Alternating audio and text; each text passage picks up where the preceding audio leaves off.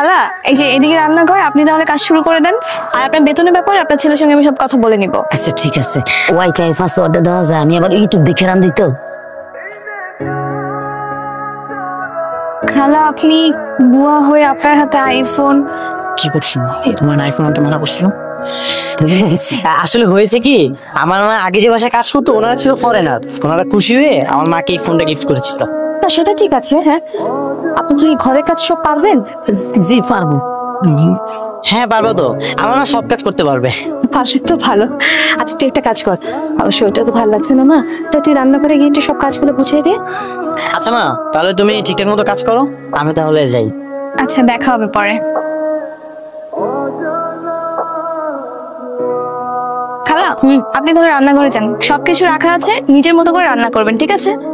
আচ্ছা ওই আপনি রান্না বান্না শেষ হলে আমার ঘরটা একটু মুছে দিন, আমি 2 দিন ধরে অসুস্থ তো, আমি ঘরটা পরিষ্কার করতে পারিনি। হ্যাঁ একটু মুছে দিন পুরো ঘরটা। প্রত্যেক দিন? হ্যাঁ প্রত্যেক দিন। আরো খালা প্রত্যেক সপ্তাহে আমার কাপড়গুলো ধুয়ে দিতে হবে একটু কষ্ট করে। হ্যাঁ কয় বালতি? বেশি না, 1 বালতি। আমার বাসায় আমি 1 কাপ চা বানিয়ে কোনদিন খাইনি, আর এই ছেলের জন্য আমাকে এত কষ্ট করতে হচ্ছে। ঠিক আছে তাহলে তুমি নিয়ে যাও। খালা তাহলে যান, শুরু করে দেন। আপনি আসেন আমার সাথে, আমি বুঝিয়ে দিই, বুঝুন আসেন।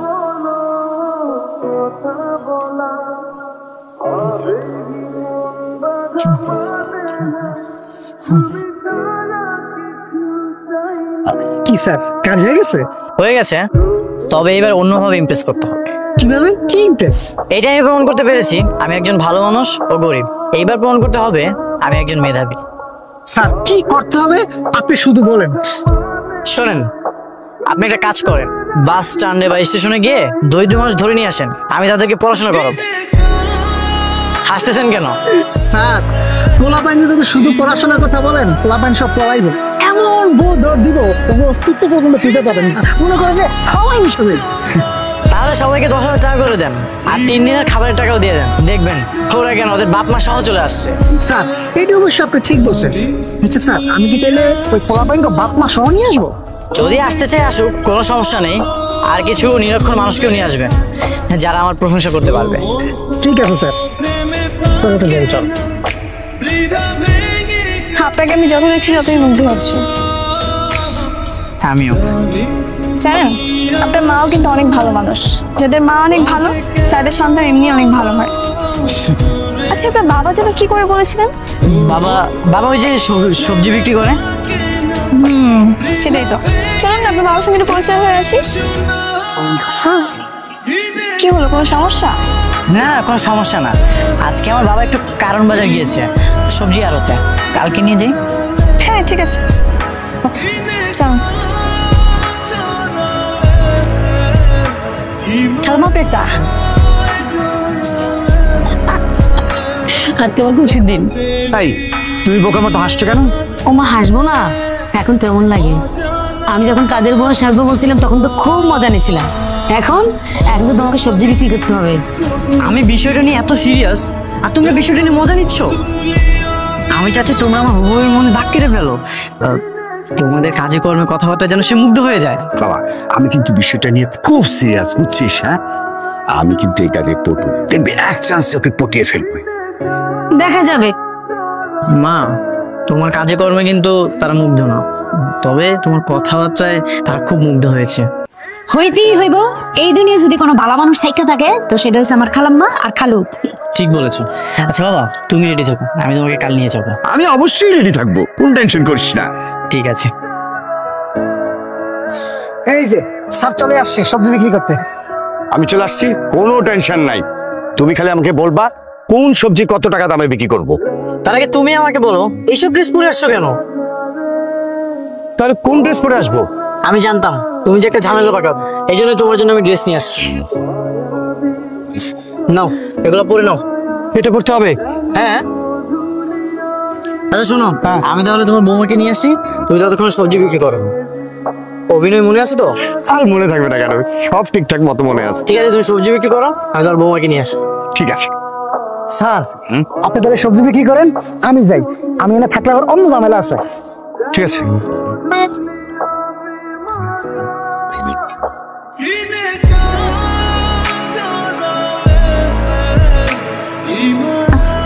বাস চাচা, আপনি কি আমাকে আগে থেকে চেনেন নাকি? চিনি না কেন, তুমি আমার বউরে তুমি বাড়িতে কাম দিছো, আমার এই পোলার একটা চাকরি দিছো, তোমার না চিনা একটা উপায় আছে?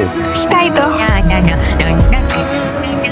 চাচা, আমার মা অসুস্থ, আমার কিছু সবজি দিবেন, আমার কাছে টাকা নাই। তোমার মা অসুস্থ? আহারে, আচ্ছা নাও নাও নাও, যেটা তোমার পছন্দ এই সবজি নিয়ে যাও, তোমার টাকা পয়সা দিতে হবে না, যাও।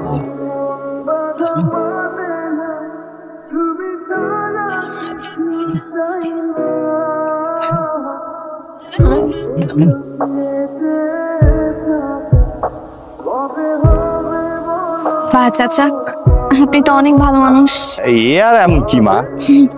সত্যি বলতে চাচা, আপনি যেমন ভালো, আপনার বউ ছেলে তারাও অনেক ভালো।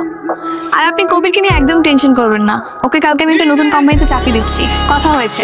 আলহামদুলিল্লাহ, আল্লাহ তোমার মঙ্গল করুন, তুমি সুখের সংসার পাও, ঘর জুড়ে একটা ফুটফুটা সন্তান আসুক, সেই সন্তানের হয়ে আমি যে কি আনন্দ করব। কি রে আরিয়ান, আমি কি খুব বেশি বলে ফেললাম? জি আব্বাজান, আপনি একটু বেশি বলে ফেলছেন। হ্যাঁ ম্যাডাম, সরি, আপনি কিছু মনে করেন না, কি নাকি বলে ফেলছে বলে। ইটস ওকে চাচা, আমি তো আজকে যাই, আমার লেট হয়ে যাচ্ছে। আচ্ছা ঠিক আছে মা, ভালো থেক। জি, আসসালামু আলাইকুম। আব্বাজান, আপনি একটু বেশি বেশি বলে ফেলাইছেন। আসসালামু আলাইকুম স্যার, আপনি এখানে? আপনিও আছেন স্যার? ম্যাডাম আপনি? কি ব্যাপার, ওদেরকে এইভাবে রেখেছিস কেন? প্লিজ কিছু নিন না, ম্যাডাম বসুন। মানে? ওহো, তোকে তো বলাই হয়নি, উনি হচ্ছেন আমাদের চৌধুরী গ্রুপের চেয়ারম্যান রাইহান চৌধুরী, আর উনি হচ্ছেন তার ছেলে আরিয়ান চৌধুরী, আমাদের সিইও। আর উনি হচ্ছেন আমাদের ম্যাডাম। কি বলছিস তুই? আন্টি, তার মানে কি স্যারের সাথে আনিকার? আরে ওর সাথে বিয়ে হচ্ছে? কি বলছেন? আনবিলিভেবল, মানে আরিয়ান স্যারের সাথে আনিকার বিয়ে হচ্ছে, এটা তো চরম সৌভাগ্যের বিষয়। এক মিনিট, তুমি কি তাহলে এতদিন আমার সঙ্গে নাটক করেছো? তুমি গরিব নাও? দেখো আনিকা, আমি তোমাকে সবটা বলতাম, এখন যেহেতু জেনেই গেছো তাহলে শোনো। আমি আর কিছু শুনতে চাই না। মা, এই বিয়ে ক্যান্সেল, তুমি ওদের সবাইকে চলে যেতে বলো। তুমি আমার কথাটা বোঝার চেষ্টা করো। আমি আর কিছু বুঝতে যাচ্ছি না। তুমি একজন কোটিপতির ছেলে হয়ে গরিব সেজে আমার সঙ্গে প্রতারণা করেছো, আর আমি একটা প্রতারককে কখনো বিয়ে করব না। মা, সবাইকে চলে যেতে বলো।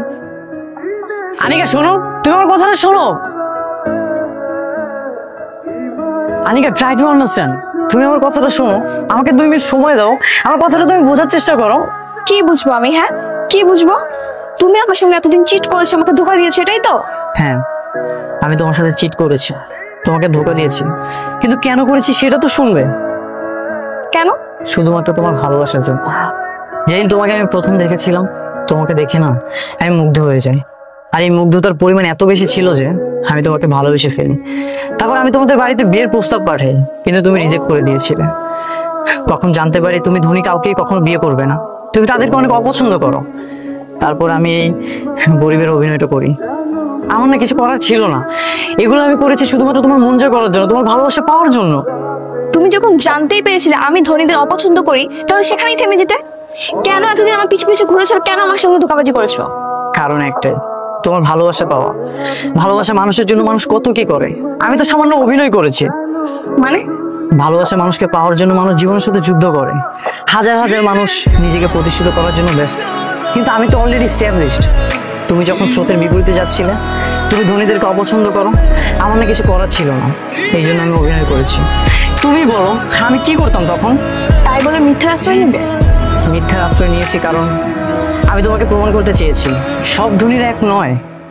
তুমি তো বড় লোকদের অপছন্দ করো, ভাবো যে তারা অহংকারী, জেদি। দেখো অনিকা, হাতের 5 আঙ্গুল কিন্তু সমান নয়, ঠিক তেমন সব ধনীরাও সমান নয়। এই যে আমার বাবাকে দেখো, সে কোটি কোটি টাকার মালিক, তারপরও সে রাস্তায় নেমে সবজি বিক্রি করেছে।